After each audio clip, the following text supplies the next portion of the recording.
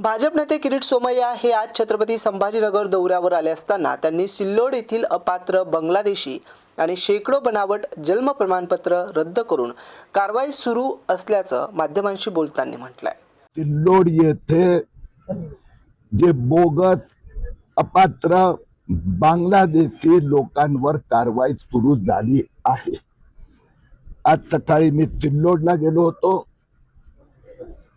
तिथे 196 लोकांवर पोलिसांनी गुन्हा दाखल केला आहे आणि त्याचबरोबर 286 386 लोकांचे त्यांनी फक्त आधार कार्डच्या आधारावर फसवणूक करून जन्म प्रमाणपत्र मिळवले होते, तेही रद्द करण्यात आले आहे।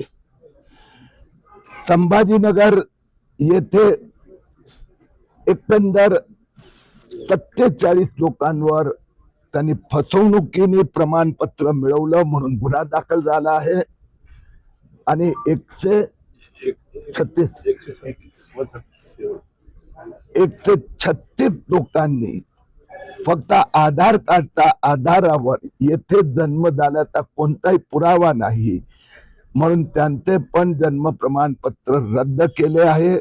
त्यांच्यावरही गुन्हे नोंदवले जाणार। तुम्ही आज उपायुक्तांची भेट घेतली, काय चर्चा झाली? उपायुक्त पण होते, महसूल विभागाचे पण अधिकारी होते।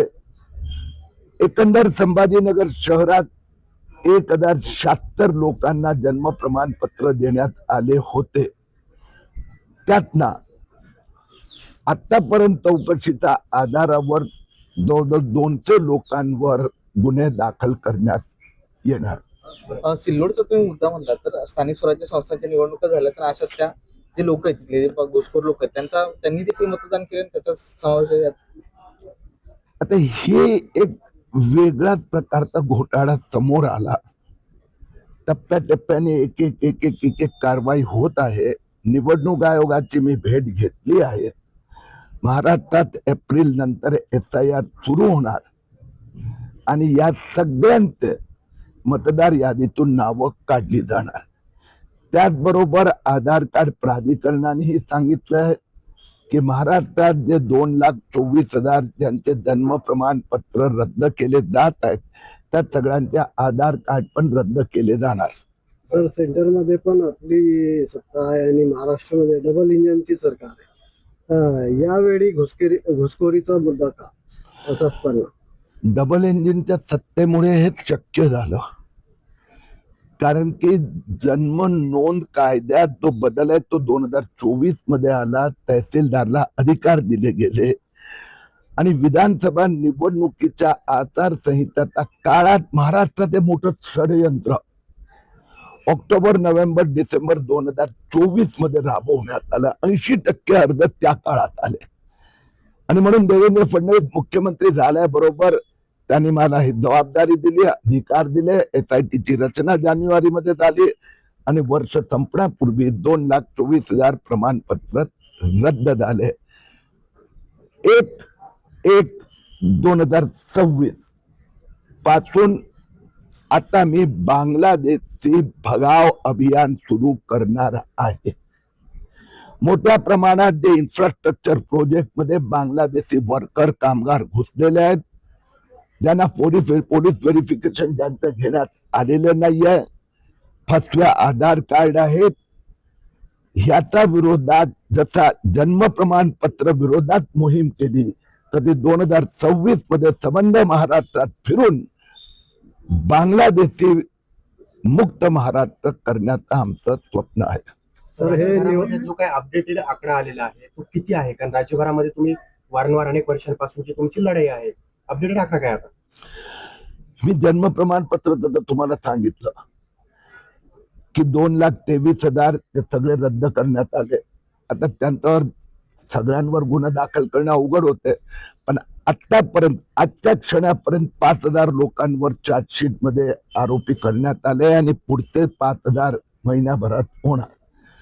बांगलादेशी संबंधातलं अभियान 1 जानेवारी पासून माझं सुरू होणार।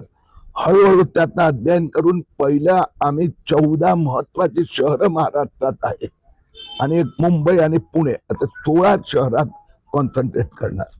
उद्धव ठाकरे आता सरळ डबल मस्जिदची डबल FSI करा। आता नवीन सूत्र ऐकले की नाही मवियाचं, हम जगह जगह बाबरी मस्जिद बनाएंगे।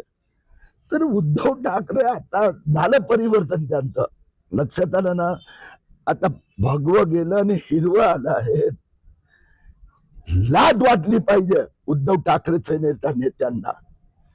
हे एक जज जो भारतीय संस्कृती, भारतीय धर्म आणि जे पुरावे याच्या आधारावर निर्णय घेतात त्याच्या विरोधात हे गुन्हा दाखल करण्याची बात करतायत उद्धव ठाकरे।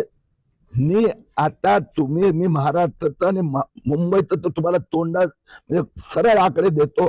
आज 10 आमदार जे मुंबईत निवडून आले, हे सगळे 10चे 10 मुस्लिम क्षेत्रातून त्यांना मुस्लिम मत त्या विधानसभेत 20, 25, 30 हजार मिळाली म्हणून निवडून आले। आता महापालिका निवडणुकीत उद्धव ठाकरेंना मुस्लिम मत पाहिजे म्हणून हे सगळे पण उद्योग धंदे आहेत। दोन्ही ठाकरे बंधू एकत्र आले त्याचा मोठा करिश्मा चालेल असं त्यांच्याकडे चर्चा आहे। हो, त्यांनी 2च आहेत, आता करिश्मा नाही। महापालिका म्हणजे त्यांनी फक्त माफियाचं डेन बनवून ठेवलं उद्धव ठाकरेंनी।